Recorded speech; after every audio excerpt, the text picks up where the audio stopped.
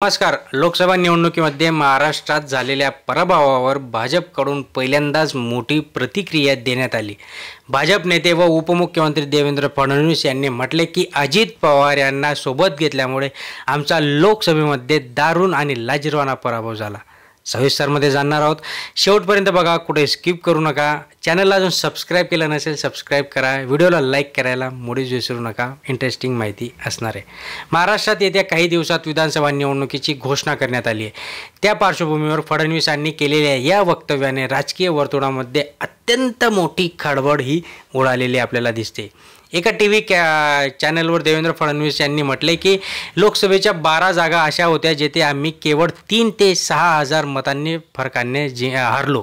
एकूण मतांचे अंतर पाहिले तर महाविकास आघाडीहून आम्हाला केवळ 2 लाख मते कमी मिळाली असेही त्यांनी यावेळी सांगितलं. आणि याचं कारण थेट अजित पवारांचं वोट ट्रान्सफर करता आलेलं नाही आहे. 2024च्या लोकसभा निवडणुकीमध्ये भाजपाच्या पराभवाने मुख्य कारण अजित पवार यांच्या नेतृत्वाखाली राष्ट्रवादी काँग्रेसकडून कमी मतांचे हस्तांतरण असल्याचं उपमुख्यमंत्री देवेंद्र फडणवीस यांनी सांगितलं. भाजपच्या कोर वोटर बेसला राष्ट्रवादीसोबतची युती आवडली नसल्याने 80% लोकांनी अशा राजकीय तडजोडीची गरज नसताना का केली आणि म्हणून त्यांनी आम्हाला त्यावेळेस नाकारलं.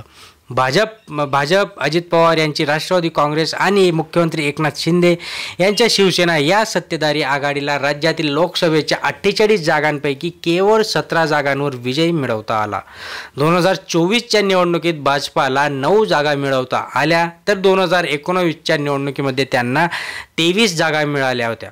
इंडिया टुडे यांच्याशी बोलताना देवेंद्र फडणवीस म्हणाले की गेल्या काही सार्वत्रिक निवडणुकांमधील भाजपची ही सर्वाधिक वाईट कामगिरी होती. हे खरे आहे. आम्ही 28 जागा लढवल्या पण तरीही खूप कमी जागा जिंकता आल्या. मात्र 3 ते 6,000 मतांच्या फरकाने आम्ही 12 जागा गमावल्या. एक गोष्ट लक्षात घ्यायला हवी की 2024च्या लोकसभा निवडणुकीमध्ये आम्हाला सर्वाधिक मते मिळाली होती.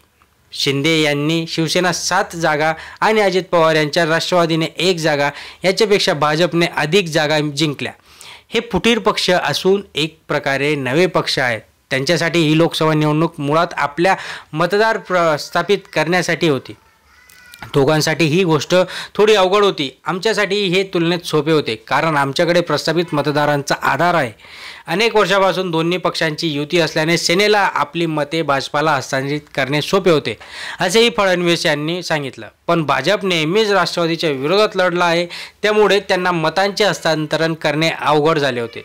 मात्र आता दोन्ही पक्षांनी आम्हाला मतदार आधार प्रस्थापित केला आहे. मतदार राष्ट्रवादीशी युती आवडली नसल्याचं फडणवीसांनी येथे स्पष्ट सांगितलं. आणि आता भाजपची जी काही कोर कमिटीच्या मतदार राष्ट्रवादीसोबत युती पसंत नसल्याने आमची हार झाली आणि इथे त्यांनी स्पष्ट कबूल केले. असं असताना देखील राजकीय तडाजोडी करताना आम्हाला चांगले मतं मिळाले असं फडणवीसांनी सांगितलं. ओके, हे तर झालं तुमच्या 3 लोकांमधले तुमची मतं.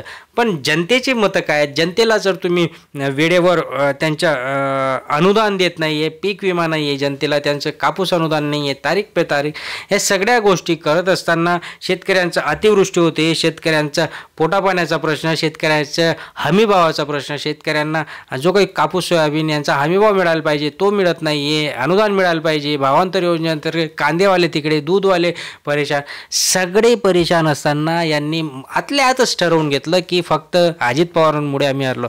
तर नाही, अजित पवार नाही, तुमच्या देखील जे काही तुमचे कृत्य, ज्या पद्धतीने तुम्ही कामं करताय त्यामुळे तुम्ही हरलात. आणि विधानसभेमध्ये देखील आपली ही जनता, सुज्ञ जनता नक्कीच दाखवणार आहे काय करायचं. अशाच महत्त्वपूर्ण माहितीसाठी अजून सबस्क्राईब केलं नसेल सबस्क्राईब करा, लाईक करा, शेअर करा. धन्यवाद.